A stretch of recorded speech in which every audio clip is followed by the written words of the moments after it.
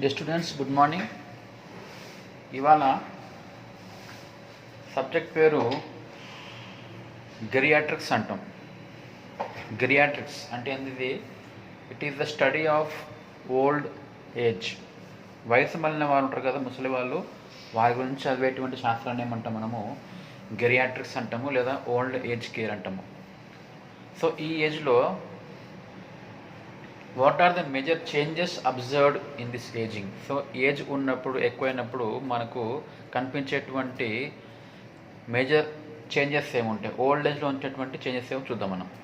Okay, first one ఏంది? Skin, hair and nails. వాళ్ళకి ఏమవుతుంది? Loss of subcutaneous fat అంటాం.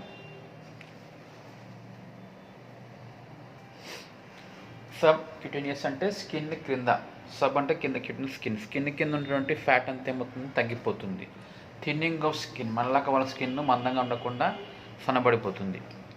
డిక్రీజ్డ్ కొలాజిన్ ఫైబర్స్ ఉంటాయి స్కిన్ కింద, అవి కూడా తగ్గిపోతాయి.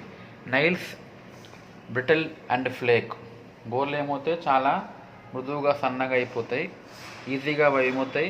క్రాక్ వచ్చేస్తుంటుంది వాటి మధ్యలో.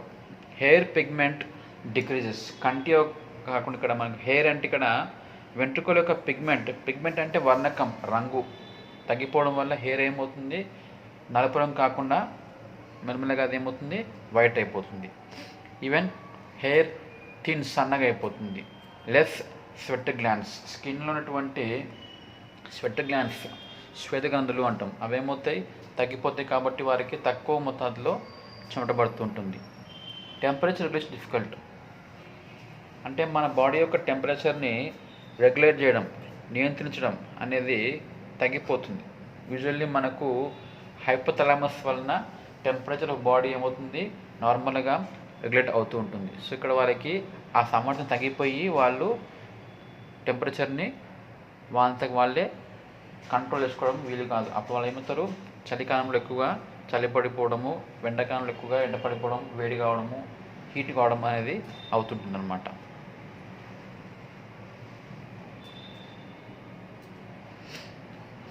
ఐస్ అండ్ విజన్, కంట్లో ఏమవుతుంది? Eyelids are baggy and wrinkled, కండ్రెప్పలు మందంగా లావుగా అయిపోయి వాటిలో వాటర్ ఉన్నట్టుగా ఉండిపోయి రింకిల్డ్ ఫోల్డ్స్ వచ్చిపోతాయి, ముడతలు పడిపోతాయి.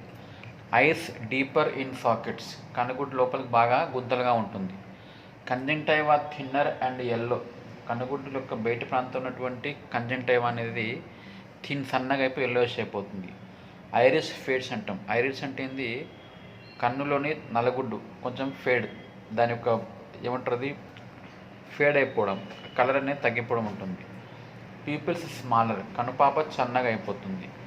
లెన్స్ ఎన్లార్జ్, లోపల కంటిలోని లెన్స్ ఎన్లార్జ్ కావడం వల్ల వారికి చూపు సమస్యలు కూడా వస్తాయి. లెన్స్ బికమ్ లెస్ ట్రాన్స్పరెంట్, మనకున్నంత ట్రాన్స్పరెంట్గా లెన్స్ ఉండదు వాళ్ళకి. దానివల్ల వారికి కంటి ముందర ఏమవుతుంది? తెల్లని పువ్వు అంటాం, క్యాట్రాక్ట్ అంటాం, తెల్లని పూత వచ్చేస్తుంది. Can actually become clouded, even వాళ్ళు కన్ను మొత్తం మబ్బుగా కావచ్చు. క్వాంటిటీ ఆఫ్ టీయర్స్ డిక్రీజ్, కన్నులోంచి వచ్చే వాటర్ తగ్గిపోతుంది. Increased pressure on the I, కంటిలో ప్రెషర్, ఇంట్రా ఆక్యులర్ ప్రెషర్ అంటాం, అది పెరిగిపోతుంది. చివరి వాళ్ళు ఏం కావచ్చు?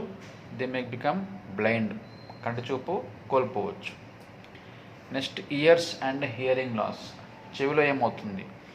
Irreversible sensorineural loss with age. What is the meaning of irreversible? Reverse అంటే వెనక్కి తీసుకోవడం, రివర్సబుల్ వెనక్కి తీసుకోగలగడం, ఇర్రివర్సబుల్ అంటే వెనక్కి తీసుకోలేకపోవడం, అంటే మళ్ళీ అది నార్మల్ కాదు. ఒకసారి అది డ్యామేజ్ అయిందంటే అంతే, తిరిగి మనకి కోలుకోవడం కానీ మళ్ళీ ఎప్పట్లా కావడం కానీ వీలు కాదు. దాన్ని ఏమంటాం? Irreversible. Irreversible sensorineural loss with age, వాళ్ళకి మెల్లమెల్లగా ఏమవుతుంది? ఏజ్ పెరిగే కొద్ది వాళ్ళకు చెవుడు రావడం మొదలవుతుంది. ముఖ్యంగా more men are affected than the women. Loss occur in high range of sound, ఎక్కువ సౌండ్ వస్తే వాళ్ళకి అస్సలు వినిపించదు. ఇంకా by 60 years most adults have trouble hearing above 4000 hertz. So 4000 hertz కన్నా ఎక్కువ సౌండ్ వస్తే కూడా వాళ్ళు వినలేకపోతుంటారు. వాళ్ళకి మ్యాక్సిమం ఎంత అంటే 500 to 2000 హెర్ట్జ్ మాత్రమే వాళ్ళు వినడానికి వీలవుతూ ఉంటుంది. శ్వాస వ్యవస్థలో మార్పులు ఏముంటాయి? The lungs become rigid. మనలాగా ఎక్కువ ఎలాస్టిసిటీ ఉండకుండా లంగ్స్ స్థిరంగా గట్టిగా అయిపోతాయి. Pulmonary functions decrease. శ్వాస వ్యవస్థ కూడా తగ్గిపోతుంది, వాటి యొక్క ఫంక్షన్ తగ్గిపోతుంది, ఆయాసం వస్తూ ఉంటుంది. Number and size of alveoli decrease. Alveoli వాయుగోన్ల యొక్క సైజ్ కూడా తగ్గిపోతుంది. వాటిల కెపాసిటీ అంటాం. వాటిల కెపాసిటీ అంటే లంగ్స్ కెపాసిటీ. మనం చూసుకున్నాం ఇంతకుముందు, లంగ్స్ వాల్యూమ్స్ ఉన్నాయి, టైడల్ వాల్యూమ్ అని చెప్పేసి, inspiratory reserve volume, expiratory reserve volume, వాటిల కెపాసిటీ ఇవన్నీ కూడా ఏమవుతాయి? తగ్గిపోతాయి. Reduction in the respiratory fluid. శ్వాస తీసుకున్నప్పుడు లంగ్స్ చుట్టూన్నటువంటి ప్లూరా పొర ఉంటుంది కదా, దాంట్లో ఉండే ఫ్లూయిడ్ తగ్గిపోతుంది. Bony changes in the chest cap. Chest ఉన్నటువంటి రిబ్స్ ఉంటాయి కదా, వాటి యొక్క బోన్స్లో ఏమవుతుంది? దే బికమ్ బ్రిటిల్, మెత్తబడిపోతుంటాయి. Next in the CVS cardiovascular system. Heart becomes small and less elastic with age. Age పెరిగే కొద్దీ ఏమవుతుంది? మజిల్స్ అనేవి స్టిఫ్ కావడం వల్ల they become less elastic. Heart walls become sclerotic అన్నాం. హార్ట్ వాల్స్ ఉంటాయి కదా, కవాటాలు, tricuspid valve, bicuspid valve, aortic valve, pulmonary valve, ఇవేమవుతాయి? They become sclerotic. అంటే వాటి లెవెల్లో ఇక్కడ మనకి చిన్నగా కాల్షియం కానీ ఫ్యాట్ కానీ మెల్లమెల్లగా పెరిగిపోతుంటుంది. తర్వాత జీర్ణ వ్యవస్థలో ఏమవుతుంది? Reduced GI secretions and motility అన్నాం. జిఐ అంటే గ్యాస్ట్రో ఇంటెస్టైనల్ సెక్రేషన్స్, అంటే జీర్ణ వ్యవస్థలో వచ్చేటువంటి స్రవాలు, జీర్ణం కొరకు వచ్చే స్రవాలు ఉంటాయి కదా, salivary juice, gastric juice, intestinal juice, bile juice ఏమవుతాయి? తగ్గుతాయి. అండ్ ఆల్సో మొటిలిటీ, మూమెంట్స్ కూడా తగ్గిపోతూ ఉంటాయి. Decreased weight of the liver. Liver weight తగ్గిపోతుంది. లివర్ యొక్క మెటబాలిజం కూడా తగ్గిపోతుంది. కాబట్టి వాళ్ళకి అరుగుదల తక్కువ అవుతుంది, ఆకలి కూడా తక్కువ అవుతుంది. కిడ్నీస్లో ఏమవుతుంది? Urinary function decrease by 90, loss 50% of function. ఇక్కడ ఏమవుతుంది? సాధారణంగా మనము GFR అంటాం, ఒక టెస్ట్ ఉంటుంది, అది గ్లోమెరులార్ ఫిల్ట్రేషన్ రేట్ అంటాం, GFR. అది 90 అబవ్ ఉండాలి జనరల్గా అందరికీ. వీళ్ళకి తగ్గిపోతుంది అనమాట, వాటి యొక్క సామర్థ్యం కూడా తగ్గిపోతుంది. Size and number of nephrons decrease. కిడ్నీలో ఉన్నటువంటి నెఫ్రాన్ కూడా తగ్గిపోతుంది.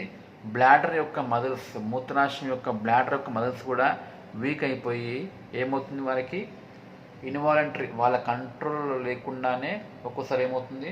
మూత్ర విసర్జన జరిగిపోవచ్చు అన్నమాట.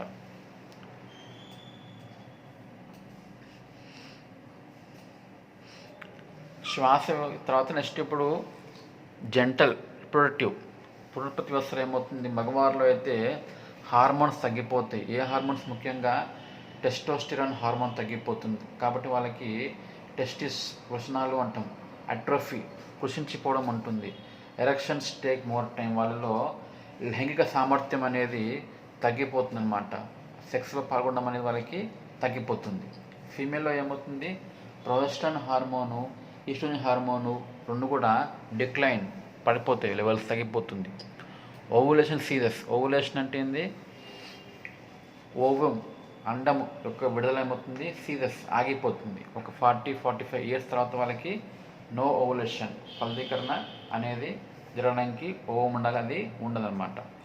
వజైనా atrophies shorter and drier. Vagina ప్రాంతం అంతా ఏమవుతుంది? కృషించిపోవడం ఉండి దాంతోపాటు డ్రై అయిపోతుంది, పొడిబారిపోతుంది. యూట్రస్ స్ట్రింగ్స్, ఈవెన్ గర్భాశయం కూడా కృషించిపోతుంది అన్నమాట. Breast pendulous and loose elasticity. బ్రెస్ట్లలో, స్తనాలలో ఏమవుతుంది? ఎలాస్టిసిటీ అనేది కోల్పోతుంది అన్నమాట, వాళ్ళకి లూజ్ అయిపోతుంది. నెక్స్ట్ నాడీ వ్యవస్థ. దీంట్లో నాడీ వ్యవస్థలో ఒక నాడి నుంచి ఇంకొక నాడికి వెళ్ళే సమాచారం ఏమవుతుంది? స్లో అవుతుంది. నర్వ్ ట్రాన్స్మిషన్, సమాచారం అనేది స్లోగా, ఇన్ఫర్మేషన్ స్లోగా పాస్ అవుతూ ఉంటుంది. Reduced REM sleep and decreased deep sleep.